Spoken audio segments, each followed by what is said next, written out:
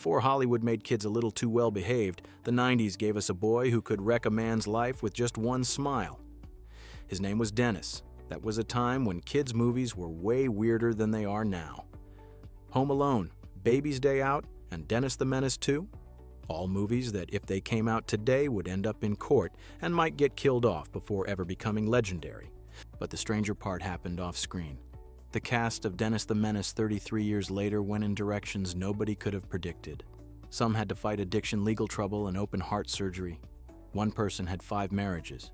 And one person used to be a face of family movies, then later pleaded guilty in a domestic violence case.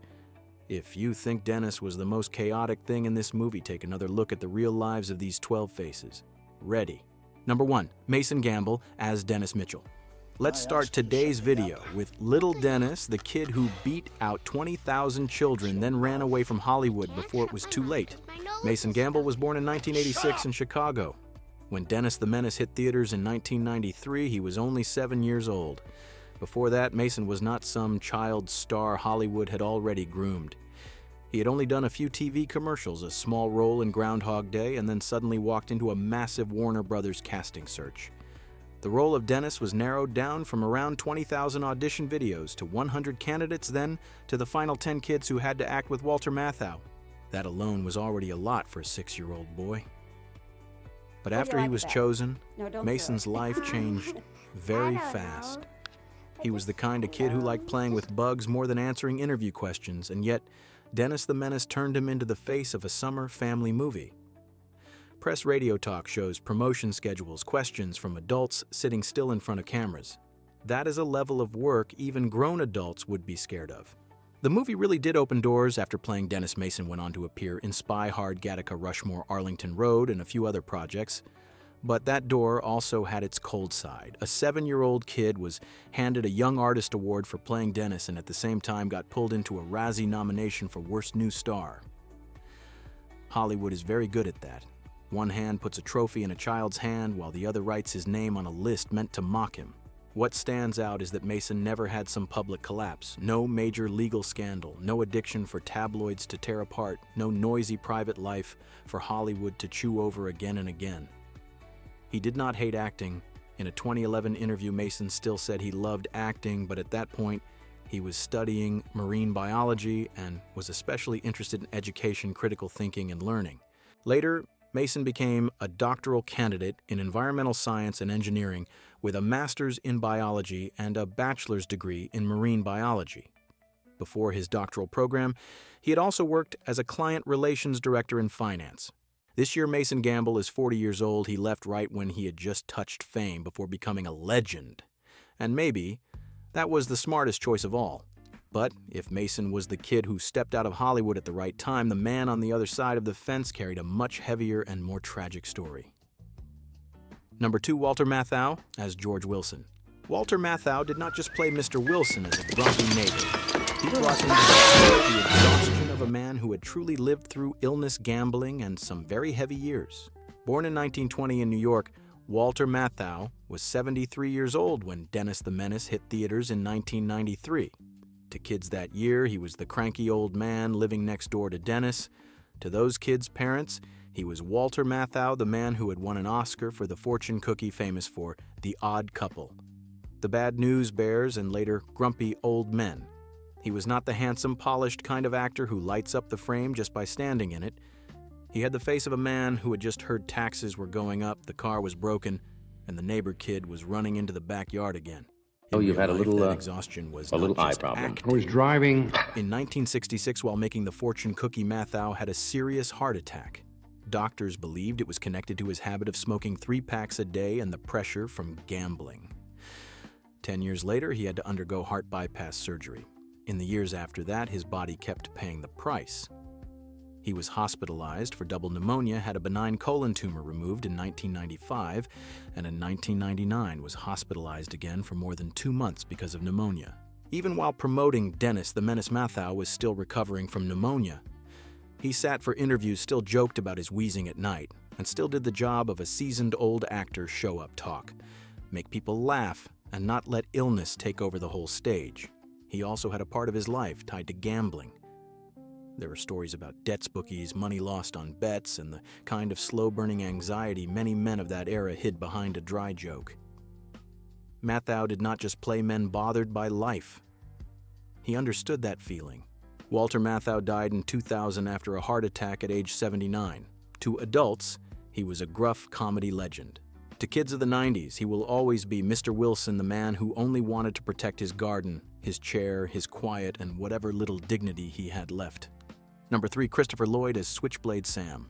You probably would never guess that the real Doc Brown went through 5 marriages, lost his home in a wildfire, and only at age 88 was getting ready to open back up the most private chapters of his life. Christopher Lloyd was born in 1938 in Stamford, Connecticut.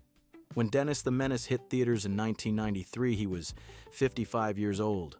By then, Lloyd already had the kind of career many actors only dream of: Taxi, Back to the Future, Who Framed Roger Rabbit, The Addams Family. He did not need Dennis the Menace to become famous, but he still walked into this family movie and chose the scariest role, Switchblade Sam. For kids of the 90s, this was a major tonal shock. Same face, same eyes, but no longer Doc Brown next to the DeLorean. In Dennis the Menace, Lloyd became a homeless, thieving, filthy, dangerous drifter as if he had just stepped out of a dark alley into a clean suburb. He did not need much dialogue. Just by showing up, the whole air of the movie changed. Lloyd's private life was not smooth either. He married 5 times: Catherine Boyd, Kay Tornborg, Carol Ann Vanek, Jane Walker Wood, and then Lisa Loyacono. Lisa was a former real estate agent in Southern California. She met Lloyd in 2012 while selling him a house, and the two married in 2016. After 4 previous marriages, Lloyd once called Lisa his final wife. The strange thing is that he still kept things civil enough with his ex-wife, Jane Walker Wood, that during COVID, Lloyd, Lisa Jane, and Jane's new husband were in the same social bubble and often ate together. In Hollywood, where divorce often turns into war, that detail says quite a lot. In 2008, his life was cut across by fire. Lloyd's main home in Montecito, once listed for more than $11 million, was destroyed by the T-fire. That was not just a real estate story. That fire destroyed more than 100 homes and at one point threatened around 1,500 others. In 2026, Lloyd is preparing to release his memoir, In My Own Time. The book looks back on his childhood at Waveney, a large estate in Connecticut, where he was largely raised by governesses, growing up as a quiet, watchful child between a creative mother and a strict father. This year, Christopher Lloyd is 88 years old. He still appears in public, still works, and still has not been swallowed whole by Doc Brown. Number 4, Natasha Lyonne as Polly. Polly is such a small role that a lot of people forget it, but Natasha Lyonne ended up having one of the wildest lives in the entire Dennis the Menace cast. Natasha Lyonne was born in 1979 in New York. When Dennis the Menace hit theaters in 1993, she was only 14 years old. In the movie, she played Polly Dennis's babysitter. Looking back 33 years later, Polly became one of the most interesting names in the whole cast. Natasha had been in the business from a very young age. She started acting as a child, appeared in Pee-wee's Playhouse, and by the late 90s became a very distinct face of American youth films. Slums of Beverly Hills, But I'm a Cheerleader, and then American Pie turned her into the kind of actress guys in the video store era went crazy over. Then everything slid hard. Natasha's rising career was knocked off course by addiction, legal trouble, and collapsing health. She was arrested for DUI in 2001. After that came an incident involving a neighbor and the neighbor's dog, which led to legal trouble before the charges were dropped after court-ordered rehab. 2005 was the real tragedy. Natasha had to be hospitalized with hepatitis C, a collapsed lung, and a serious infection. After that, she needed open-heart surgery. That scar later appeared in Orange is the New Black, where she played Nikki Nichols, an addict in recovery. Some actors say they survived Hollywood. With Natasha, that line is not some literary image. It is right there on her body. What is impressive is that she did not come back with some fake, polished image. She came back with that same raspy voice, those same tired eyes, and a kind of toughness that is very hard to fake. Orange is the New Black brought her back in a big way. Russian Doll showed that she did not just act, but also wrote, produced, directed, and controlled her own story. Then came Poker Face Emmy nominations and a level of status she never had in her youth. In 2026, Natasha publicly said she had relapsed after many years of sobriety, then later updated people that she had gotten back up again, thanking the recovery community and her fans. This year she is 47 years old. Polly was only a small role in Dennis the Menace, but Natasha Lyonne's troubled life is impossible to ignore. Number 5, Devin Ratray as Mickey. From Buzz in Home Alone to Mickey in Dennis the Menace. Devin Ratray was once a familiar face in family movies, and can you believe it, years later his name showed up in headlines because of a domestic violence case. Devin Ratray was born in 1977 in New York. When Dennis the Menace hit theaters in 1993, he was 16 years old. In the movie, he played Mickey the boyfriend of Polly the babysitter, played by Natasha Lyonne. But honestly, audiences already knew Devin before that. He was Buzz McAllister Kevin's big bullying older brother in Home Alone and Home Alone 2. For many Americans who grew up with cable TV and VHS tapes, Devin did not need his real name introduced. Just say Buzz and everybody remembers that face. After Dennis the Menace. Devin did not disappear. He kept working, appearing in the Prince and Me Surrogates, Blue Ruin, Nebraska Hustlers, Kimmy Better Call Saul, and even returned as Buzz in Home Sweet Home Alone in 2021. To be fair, this was not a child star who fell off the map right after age 16. He had a career, he had adult roles, he had real opportunities, but the later part of Devin's life took a much darker color. In 2021, while he was in Oklahoma City for a Christmas fan event, he got involved in an incident with his girlfriend at the time.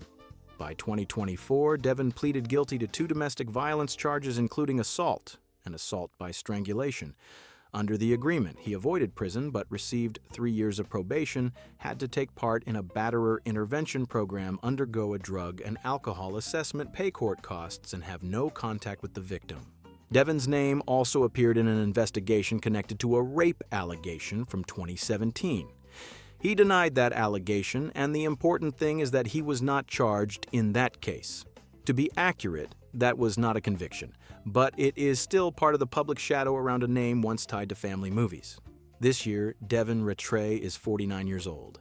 He is still there in pop culture memory, but that memory is no longer as clean as an old VHS tape.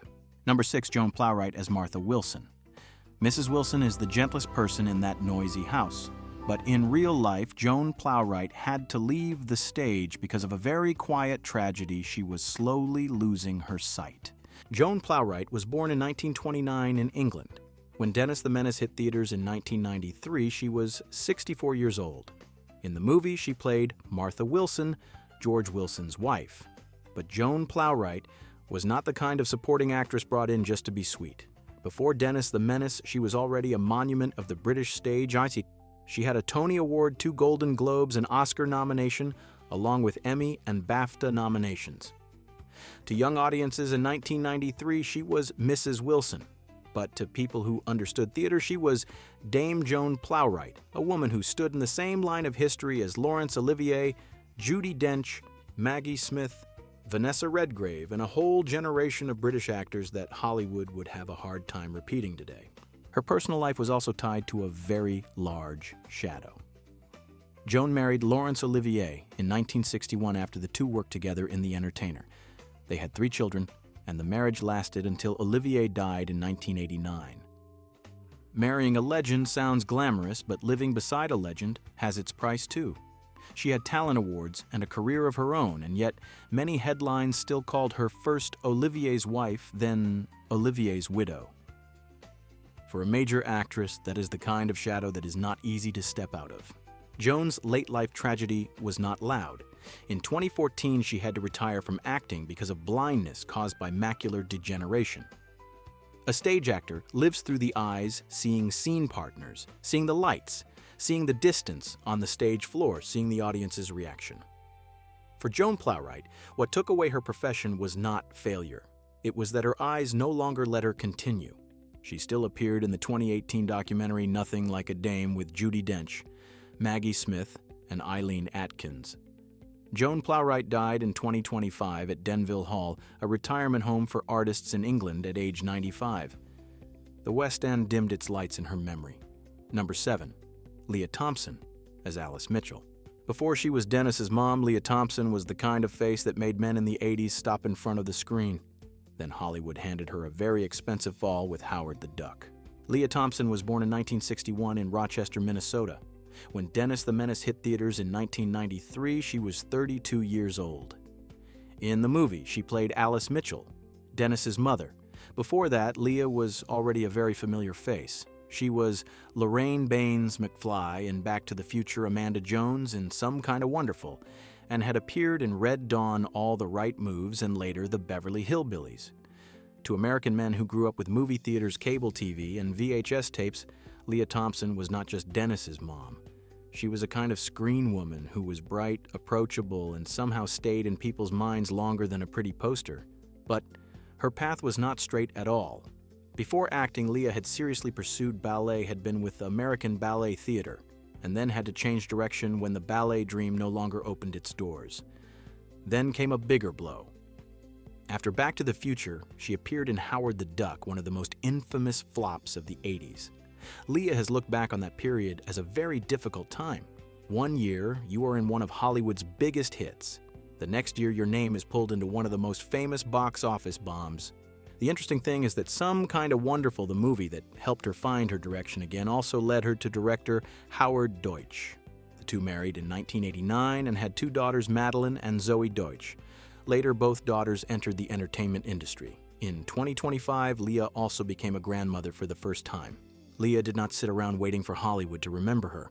When good roles for women over 50 became rarer, she moved strongly into directing to keep surviving in the industry.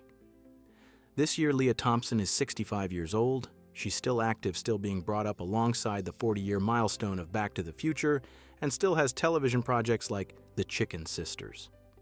Number 8. Robert Stanton as Henry Mitchell. Robert Stanton was born in 1963 in San Antonio, Texas. When Dennis the Menace hit theaters in 1993, he was 30 years old.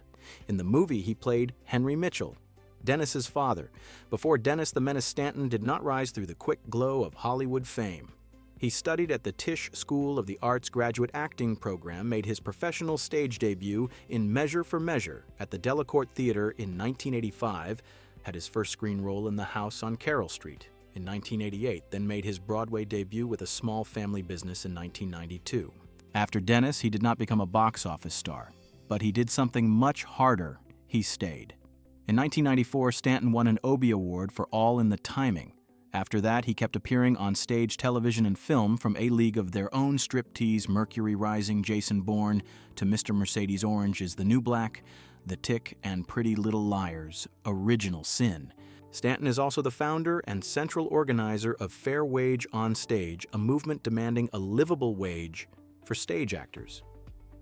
In 2016, the off-Broadway debate centered on a wage of about $593 a week, while the Fair Wage group said about $815 a week was closer to what someone could live on in New York. The man who played a dad in a Warner Brothers movie still understood one truth very clearly. Most actors do not live like stars. They worry about rent insurance, weekly pay, and the right to be paid decently. This year, Robert Stanton is 63 years old. He is still working, still appearing on stage, including Uncle Vanya on Broadway in 2024. Number 9. Amy Sakasitz as Margaret Wade. Margaret Wade is the kind of character who makes you annoyed and still impossible to forget. But the girl who played her in real life disappeared so quickly that many viewers do not know where she went. Amy Sakasitz was born in 1985 in Washington, New Jersey. When Dennis the Menace hit theaters in 1993, she was only 8 years old. In the movie, Amy played Margaret Wade, the little neighbor girl with round glasses and a bow. What is interesting is that Margaret does not appear all that much, but she is very easy to remember after Dennis the Menace. Amy did not have a long career like Natasha Lyonne, nor did she stick around for several more years like Mason Gamble. Her filmography is pretty short: Jersey Girl in 1992, Dennis the Menace and A Home of Our Own in 1993, Mad Love in 1995, then House Arrest in 1996. By that timeline, she basically left the screen when she was only about 11 years old. And this is where it has to be said fairly: there is no reliable source showing that Amy was involved in any major scandal, legal trouble, addiction, or public tragedy. Her story is not the familiar fallen Hollywood story. It is quieter. A child appeared in a few family movies left behind, a face audiences remembered, then left the room before the lights could turn childhood into a lifelong brand. This year, Amy Sakasitz is 41 years old. There is very little public information about her now.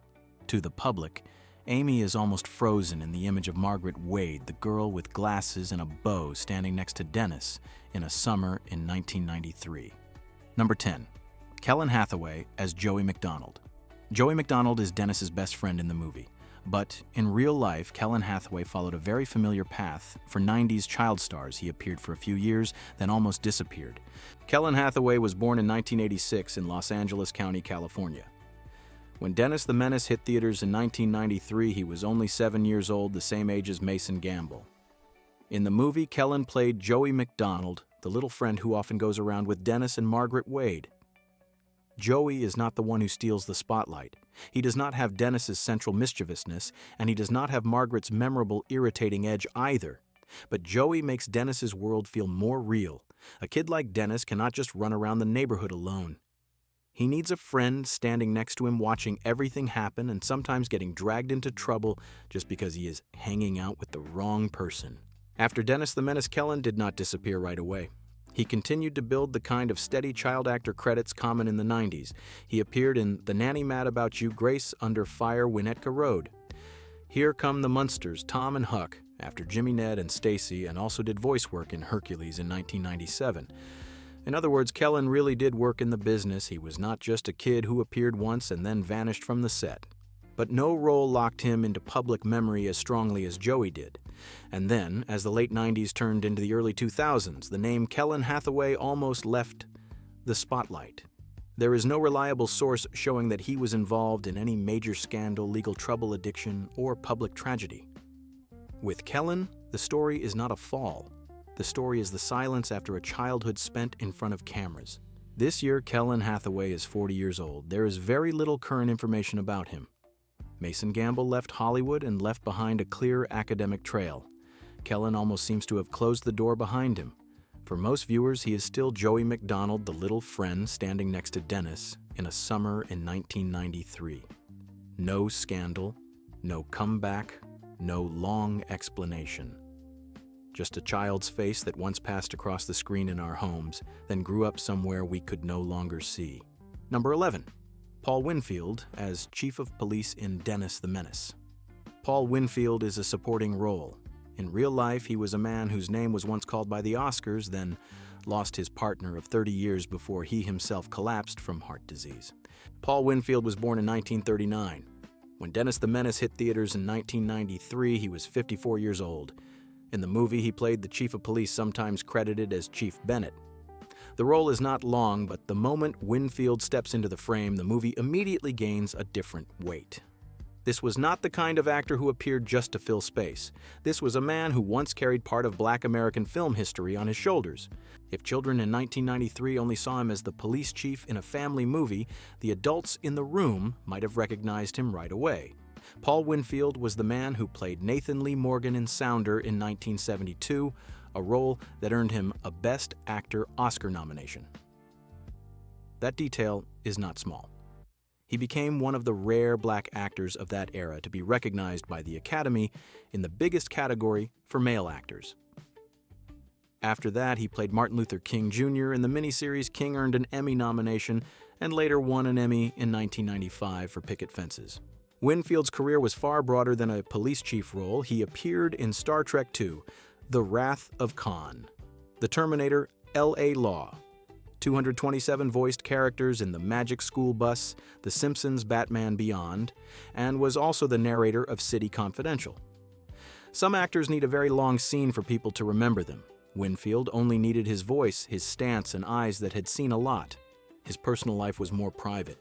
Paul Winfield was a gay man, and his partner of about 30 years was architect Charles Gillen Jr. Today that may sound more ordinary. But for a black male actor in Hollywood in the 70s, 80s, and 90s, living truthfully in private while still having to stay quiet in public was not a light thing. That is a kind of pressure that does not show up on a movie poster. In 2002, Charles Gillen died of bone cancer. Losing the person who had been with you for 30 years is not just a line in a biography. It is losing the person who knows who you are when the cameras have stopped rolling, when the awards are sitting quietly on the shelf, and when the house is left with only silence. Winfield's body had also been sending warning signs for a long time. He struggled with obesity, diabetes, and even once fell into a diabetic coma and had to be hospitalized. By 2004, only 2 years after losing Charles Paul Winfield, died in Los Angeles from a heart attack at age 64. The chief of police in Dennis the Menace may only be a small role, but Paul Winfield, in real life, was a man who lived through racial pressure, private pressure, illness, loss, and still left behind a voice Hollywood could not easily replace. And today's final name takes us into a different kind of sadness, an old Hollywood face who made audiences laugh across many decades before Alzheimer's closed her story. Number 12, Billie Bird as Edith Butterwell. Billie Bird only appeared briefly in Dennis the Menace, but she had started performing at just 8 years old in an orphanage and ended her life after years of fighting Alzheimer's. Billie Bird was born in 1908 in Pocatello, Idaho. When Dennis the Menace hit theaters in 1993, she was already 85 years old. In the movie, she played Edith Butterwell, a member of the gardening group around Mr. Wilson. Billie Bird's life did not begin with a red carpet. She was discovered at only 8 years old in an orphanage in Idaho, then went on tour with a vaudeville troupe. That was in America very far from glossy posters and sparkling premieres. Children learned the craft by going from one town to another, performing in front of real crowds, real laughter, real silence. And if you could not hold the stage, the audience let you know right away. Billie grew up in that world. After vaudeville, she moved through nightclub stage work, television sitcoms, and movies. She was not the kind of star whose name was hung in huge letters on billboards. She was a true character actress. Audiences might not remember her name, but they would remember her face. She appeared in Home Alone, Ernest Saves, Christmas Police Academy 4, the sitcom Dear John, and then Dennis the Menace. In particular, she was in 2 family movies closely tied to the VHS memories of many Americans, Home Alone and Dennis the Menace. One very impressive detail is that Billie Bird made 12 Vietnam trips with the USO in the 60s and early 70s to perform for American troops. In her final years, tragedy came very quietly. Billie Bird fought Alzheimer's for nearly 5 years before dying in 2002 in Los Angeles at age 94. A woman who lived through stage memory, comic timing, quick reactions, and the faces of the audience was eventually taken apart little by little by that very disease. No scandal needed, no loud fall needed. That alone was heavy enough. In Dennis the Menace, she was Edith Butterwell. In the history of American entertainment, she was a small but durable piece of old Hollywood, beginning in vaudeville, moving through war television, sitcoms, family movies, and finally closing in old age. And when we look back at today's 12 faces from Mason Gamble to Billie Bird, what remains is not just the story of how they changed after 33 years. What remains is the feeling that time has passed through an entire generation of actors, an entire kind of family movie, and maybe even a part of our own childhood. I still love Dennis the Menace not because it is perfect, but because it holds on to a feeling Hollywood has a very hard time finding now. A family movie could be goofy warm, a little scary, and still real enough to stay in memory after several decades. It has that American suburban beauty that almost only exists in movies, backyards, fences, garages, a neighbor who tends his garden, parents going to work, children running all over the street, in a neighborhood where everyone seems to know one another. Maybe real life was never that clean, but on screen it was beautiful.